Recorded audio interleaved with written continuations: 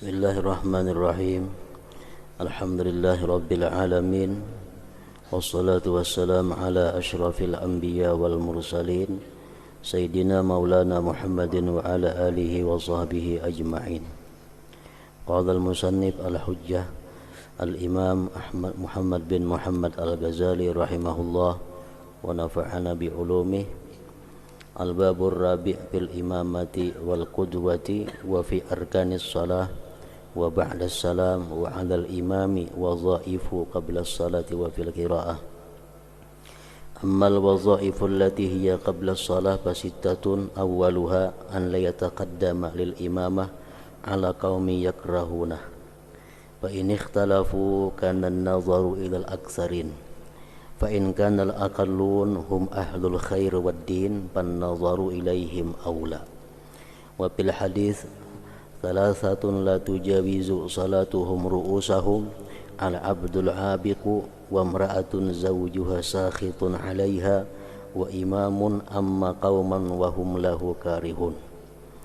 Wa kama yunha an taqaddumihi ma'a karahatihim fakadzalika yunha anit taqdimati in kana wara'ahu man huwa afqahu minhu illa idzam tana'a man huwa aula minhu falahu taqaddum fa in lam yakun syai'un min dzalik falyataqaddam mahma quddima wa 'arafa min nafsihi al-qiyama bi syurutil imamah wa yukrahu 'inda dzalikal mudafa'ah ila akhir.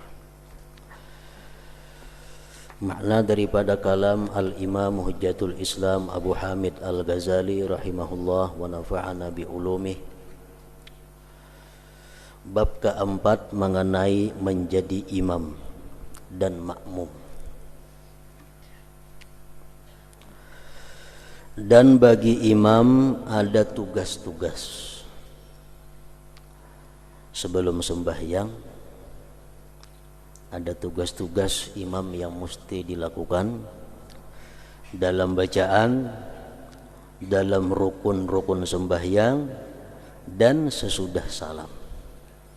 Ada gawian-gawian imam nang balain lawan gawian-gawian makmum. Adapun tugas-tugas imam sebelum sembahyang maka ada 6, yaitu seseorang janganlah maju menjadi imam atas suatu kaum yang mereka tidak menyukainya. Jangan hendak jadi imam kalau orang kada ketuju.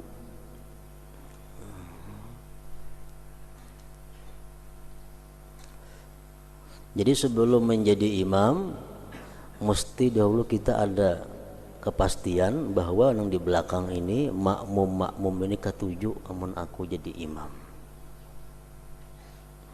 Janganlah maju menjadi imam atas suatu kaum yang mereka tidak menyukainya. An la yataqaddama lil imamah ala qaumin yakrahunahu. Jika mereka berselisih maka dipandang kepada orang-orang yang paling banyak. Misal makmumnya ada 10, nang saikung sekelompok katujuh si pulan jadi imam, sekelompok kada katujuh pulan jadi imam. Nah, ambil kelompok nang terbanyak. Ba-6 nang katujuh, 4 nang kada katujuh, selamat sudah. Namun jika orang yang lebih sedikit itu ahli kebaikan dan ahli agama, maka memandang kepada mereka itu lebih utama. 10 jamaahnya, tapi 10 itu berdua ada nang pina alim orangnya. Nang alim itu katujuh amun aku jadi imam, nang 8 orang awam itu kada katujuh. Nah, umpati nang berdua nang alim itu lebih utama diperhatikan. Adapun jika orang yang lebih sedikit itu ahli kebaikan dan ahli agama, maka memandang kepada mereka itu lebih utama. Di dalam hadis salasatun la tujawizu salatuhum ru'usahum al-abdul abiqu wa imra'atun zawjuha sakhitun 'alaiha wa imamun amma qauman wa hum lahu karihun. Artinya 3 macam golongan manusia, salat mereka tidak melewati kepala mereka.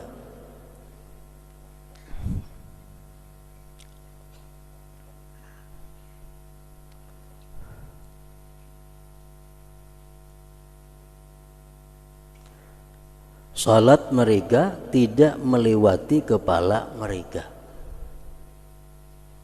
Artinya sembahyangnya kan itu diterima oleh Allah Subhanahu wa taala. Sembahyangnya ditolak oleh Allah. 3 kelompok manusia ini.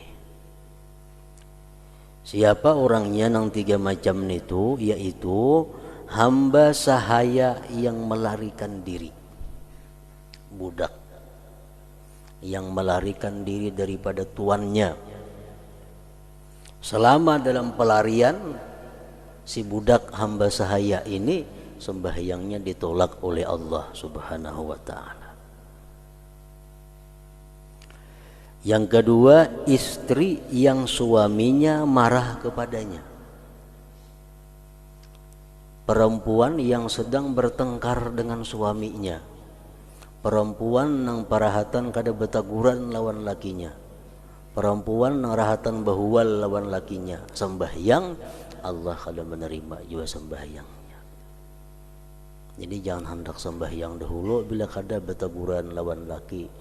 Usahakan ridha dahulu laki. Hanyar mangkat takbir parahatan bahual itu sembahyang kada apa-apa. Allah kada menerima sembahyangnya. Kada lewat daripada kepalanya sembahyangnya. Istri yang suaminya marah kepadanya.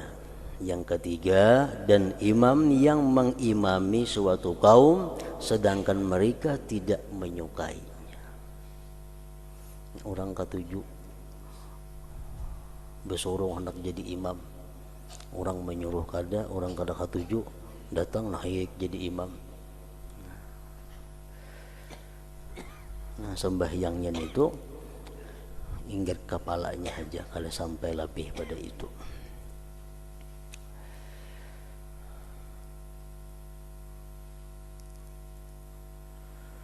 Sebagaimana dilarang majunya imam yang mereka tidak menyukainya, maka demikian juga dilarang maju seseorang untuk jadi imam. Artinya jika di belakangnya ada orang yang lebih alim daripadanya.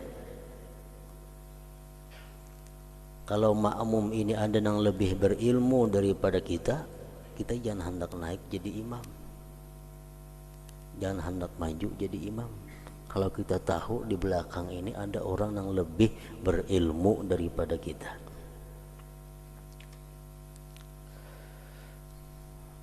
Kecuali jika orang yang lebih utama daripadanya itu menolak.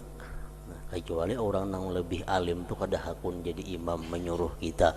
Nah, anyar kita naik jadi imam. Kecuali jika orang yang lebih utama daripadanya itu menolak, maka orang tersebut boleh maju.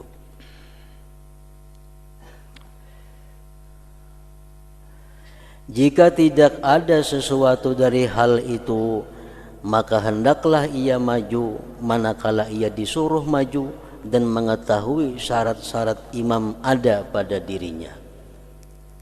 Kalau kita orang ketujuh kita ini jadi imam, orang yang lebih alim pada kita pun menyuruh kita jadi imam, dan kita tahu bahwa kita ini punya ilmu untuk menjadi imam, nah majulah kita jadi imam.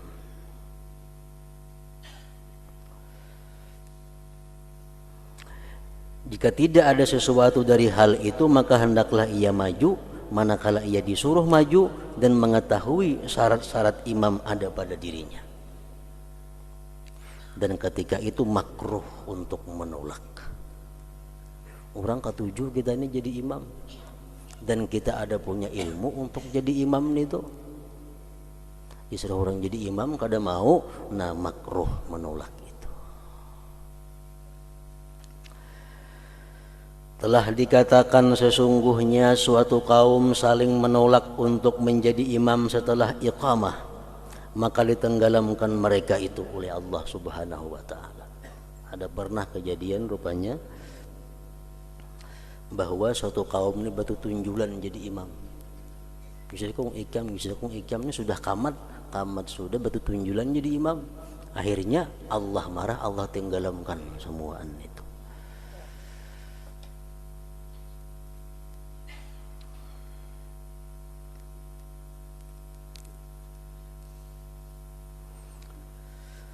Apa yang diriwayatkan dari saling menolak untuk menjadi imam di antara para sahabat radhiyallahu anhum, maka sebabnya adalah mereka mengutamakan orang yang dipandangnya lebih utama untuk itu. Sahabat Nabi itu batu tunjulan jadi imam karena mereka menganggap Sayyidung lebih utama daripada dirinya, Sayyidung lebih utama daripada dirinya, lalu batu tunjulan. Atau mereka takut diri mereka lupa dan bahaya menanggung salat mereka. Karena sesungguhnya imam-imam itu para penanggung. Imam ini menanggung orang nang kalupaan, imam menanggungnya. Menanggung orang nang kali cukup bacaan Fatihahnya karena masbuk, imam nang menanggungnya. Ini tugas imam ini berat. Karena sesungguhnya imam-imam itu para penanggung, dan barangkali orang yang tidak terbiasa untuk itu, maka hatinya sibuk dan keikhlasan di dalam salatnya menjadi kacau karena malu kepada orang-orang yang mengikut, lebih-lebih dalam menyaringkan bacaan. Maka sebab-sebab dari jenis ini menjadi salah satu pemeliharaan diri untuk menjadi imam.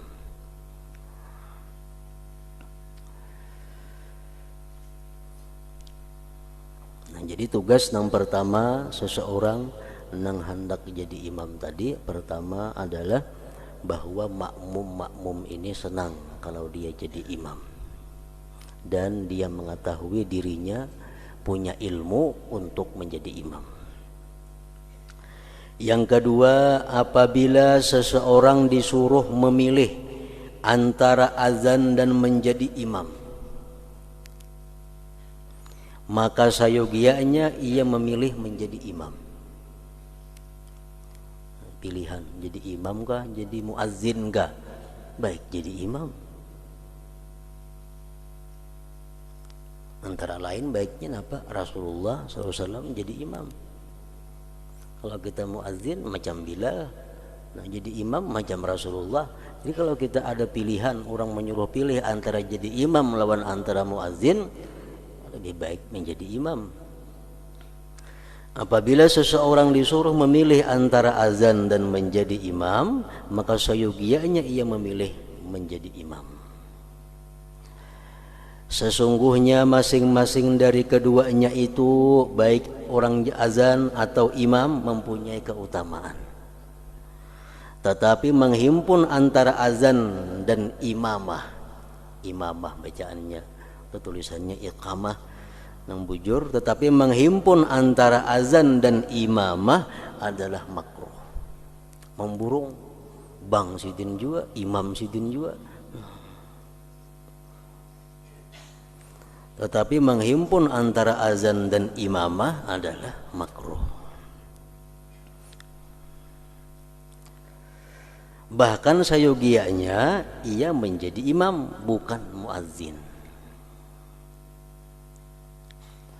Dan apabila menghimpun itu uzur, bertugas sebagai muazzin ia, sebagai imam ia, itu sudah kada boleh tadi, dimakruhkan, maka menjadi imam adalah lebih utama. Menjadi imam lebih baik daripada menjadi muazzin.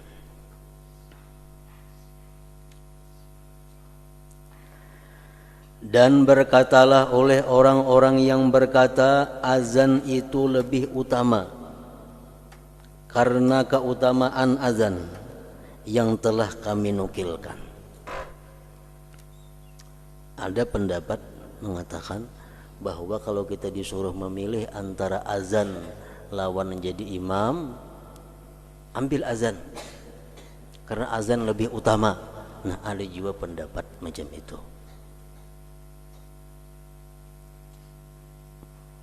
Dan berkatalah oleh orang-orang yang berkata azan itu lebih utama daripada imam, karena keutamaan azan yang telah kami nukilkan, dan karena sabda Nabi sallallahu alaihi wasallam, al imam dhaminun wal muazzin mu'tamanun. Artinya imam adalah penanggung jawab dan muazzin adalah terpercaya. Mana hakunnya orang terpercaya lawan orang penanggung jawab? Mana kita hakunnya menjadi orang yang terpercaya lawan orang yang penanggung jawab? Tentu lebih baik orang yang terpercaya. Nah, jadi berpedoman kepada hadis ini, sebagian ulama mengatakan bahwa azan lebih utama daripada imam. Kalau kita memilih, baik jadi muazin daripada jadi imam. Karena ujar Rasulullah, imam itu penanggung jawab, sedangkan orang yang azan itu adalah terpercaya.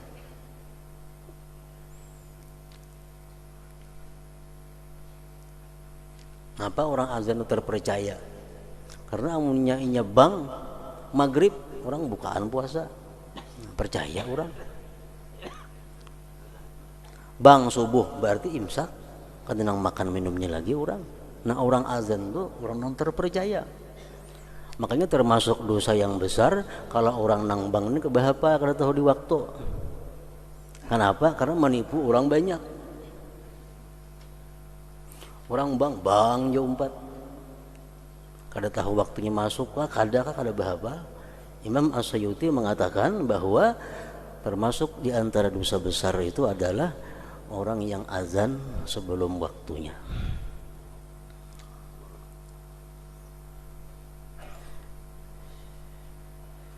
Mereka mengatakan pada keimaman itu terdapat bahaya penanggungan. Imam ini tugasnya menanggung.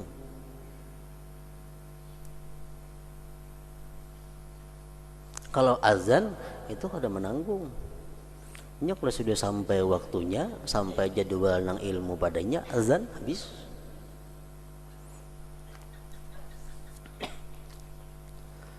Dan Nabi sallallahu alaihi wasallam bersabda, al imam amirun, amir bacaannya. Amirun, fa idza raka'a farka'u wa idza sajada fasjudu. Imam itu adalah pemimpin. Pemimpin.